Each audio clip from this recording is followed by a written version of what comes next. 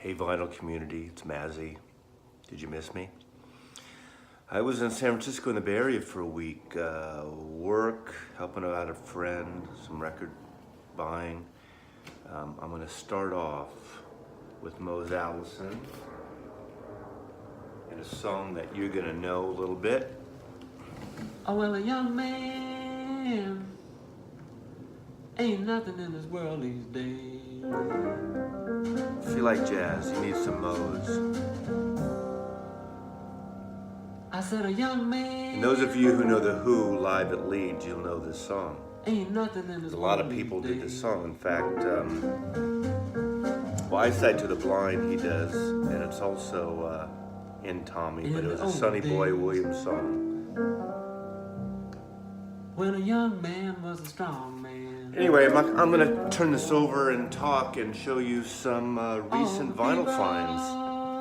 Stand back when young. Oh, one thing I want to say, and this is very subjective, and there's a lot of opinions on this, but it's to play your turntable with or without the dust cover. I'm a firm believer of taking the dust cover entirely off your turntable.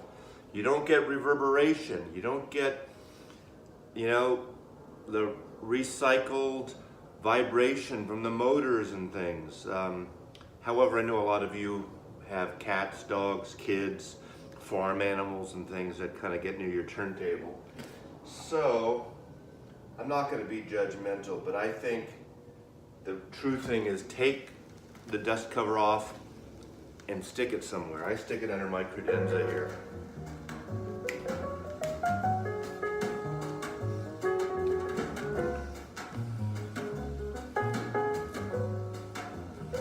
A little jet lag, just got back, but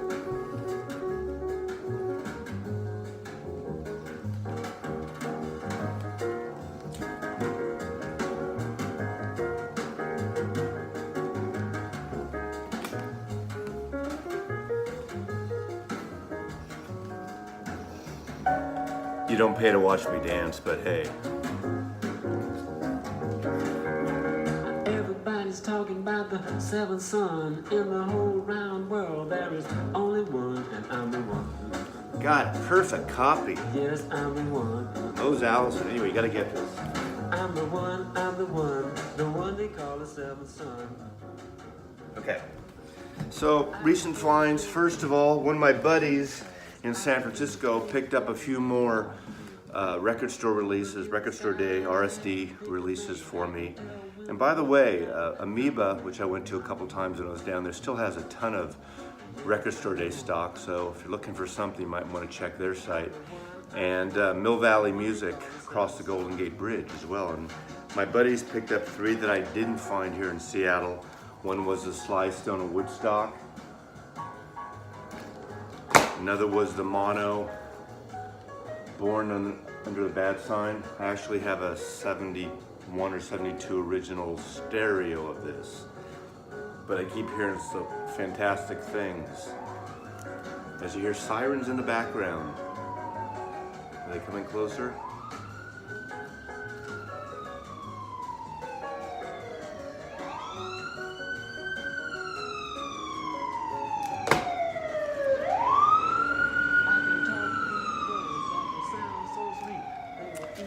They're coming to take me away, ha ha ho ho hee hee, to the funny farm. And also Louis Armstrong sings Disney.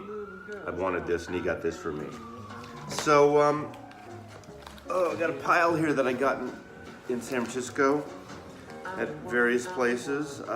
Don Ellis at the Fillmore. I was with one of my buddies, Brooks, and I love that Bill Graham in his shows at in San Francisco. Probably at the Fillmore East as well, but at the Fillmore West, the Fillmore, and even later at Winterland, he would mix artists up, all different genres, a lot of jazz, big band, things like that with rock acts. So it's not the normal kind of jazz I listen to, kind of, big band, modern 70s big band, but he says there's a certain kind of cool funkiness to this, so I just thought it was cool, and it was a pretty pristine copy. The cover's a little messed up. And then, of course, Miles Davis at the Fillmore. I'm getting into this, even though I'm a traditionalist to a point, really like Miles you know, Kind of Blue and Sketches of Spain, Gil Evans, and the famous quartet with Herbie and Wayne and Tony and who am I missing? Ron Carter.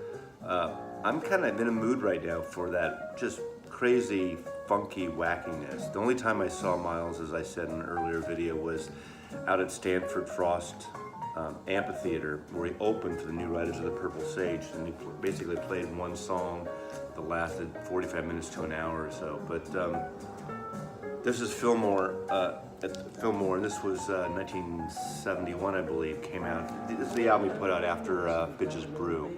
So there's some of that mixed on here, but that's something. Then Don Bias, Bud Powell from, again, my buddy Brooks told me to get this. So I haven't heard these yet. Literally, I just got home last night. Flew in late-ish. It's funny, all jazz here. The only rock thing I got, I think, is a white label promo television. I love this album. I have this album. I have a 70s original, but I just couldn't resist, you know, white label promo. Looks like it's never been played, except it's a little dusty.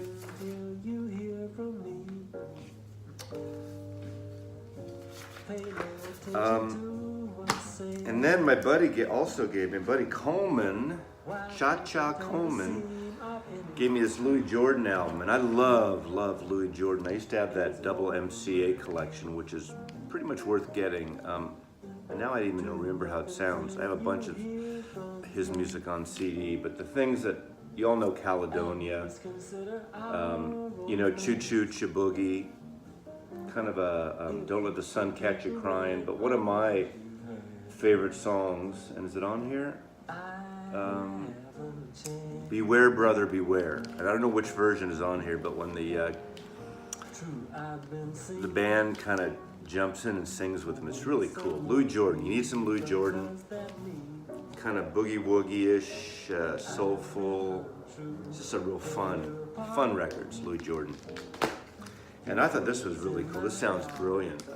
This is Louis Armstrong, plays W.C. Handy. Handy's considered sort of the father of the blues, and is doing that but really good.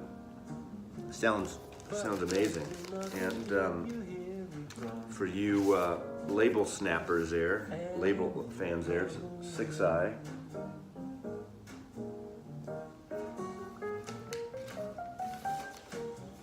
Come on, right? I did see him 2 or 3 times. I think it was 70s and early 80s. Not Louis Armstrong, Mose Allison. Love me some Mose Allison. Again, I'm going traditional again. Fats Waller, pristine copy, handful of keys on RCA. Bird on 52nd Street with Miles is the early Prestige, a fantasy, early fantasy with Miles, Duke Jordan on piano, Tommy Potter on bass, and Max Roach on drums. I haven't listened to this one yet. I haven't had a chance. This is one of the best things I've gotten recently, and this Bill Evans is his first album. Recorded around the time he was, just before, I believe, he started playing with Miles, produced by Orrin Keep News, and it really kicks ass. It's not one of those slower, moody ones. He's kicking it up with Paul Modion and Teddy Kotick, and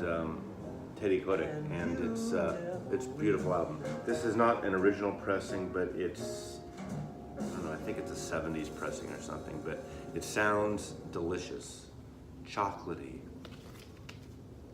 We have a running joke about chocolatey. If you saw some of our whack-a-moles with Mazzy Jr., chocolatey was sort of the catchphrase.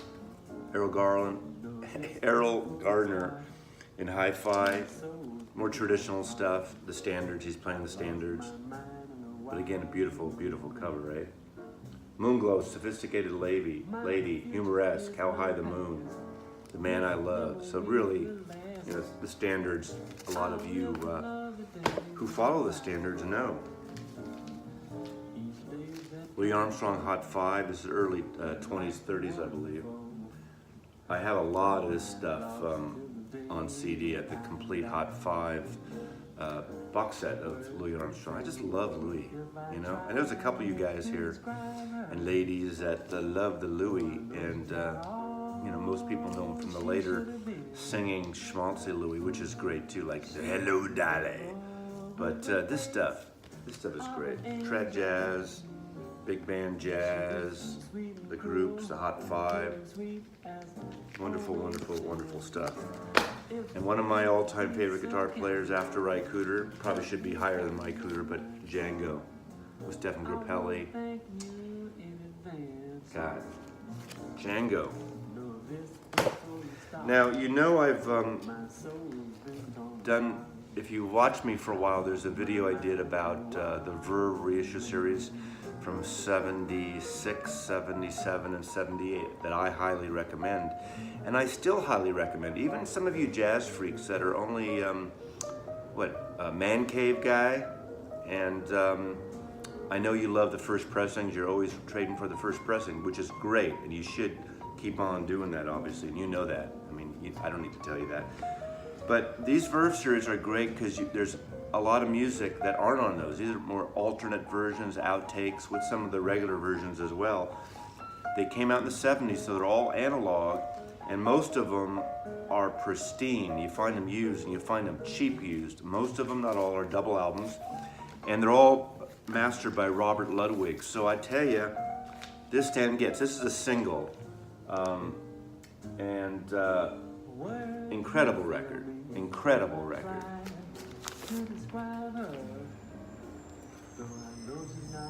Words. But these other ones, the Billie Holiday stuff is really good. But I tell you, one of my favorite sax players, well, the two of them are this one, Ben Webster. Him and Lester Young are two of my favorites. I've been looking for this, and I found this white label promo of this, so I know this hasn't probably ever been played.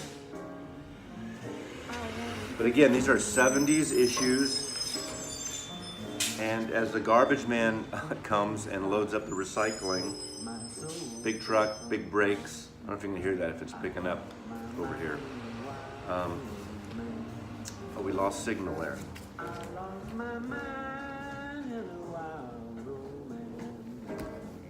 Anyway, these Verve things, I can't tell you enough about getting them. Cheap, great sounding, a good way to build up your jazz collection. I'm trying to find a definitive list of them. I'd like to get them all. So if anyone can point me to a site, I guess I just got to keep Googling and find it, you know. And then this is kind of a similar series. This was Columbia, and this is 82. A collection, you know, OK Records, and this is country swing, western swing. So it's just a great overview of,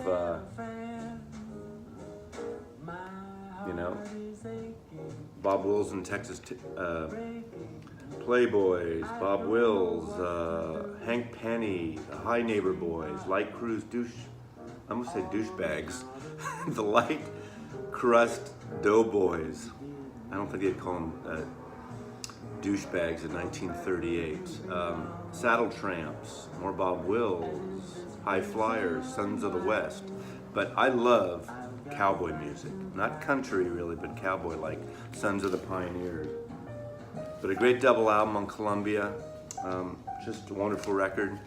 Anyway, that's it for Mazzy. I'm back home for a while before my boot heels start wandering again. And I will see you around, and one of these days we'll do another whack-a-mole. But I've been loving watching all your stuff, so subscribe if you haven't, and enjoy.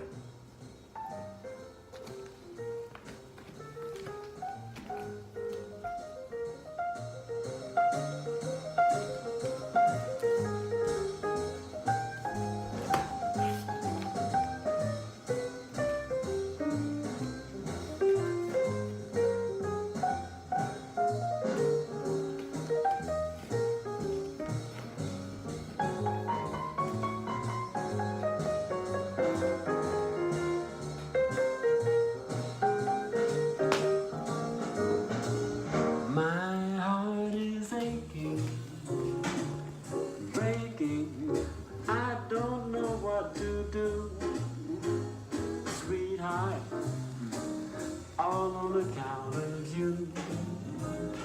You know you did me wrong. Come back where you belong. And this reason why